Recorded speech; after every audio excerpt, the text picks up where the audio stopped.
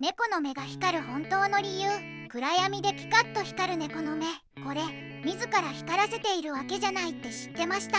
秘密は網膜の裏側にあるタペタムという反射板。わずかな光を鏡のように反射させ、もう一度目に取り込むことで暗い場所でもよく見えるようになっているんです。つまりあの光は暗闇でも見えるための仕組みなんです。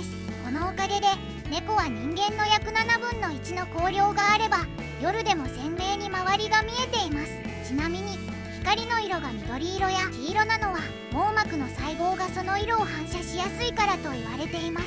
猫様には見えているので、下僕さんが隠れておやつを食べているのも筒抜けかもしれませんね。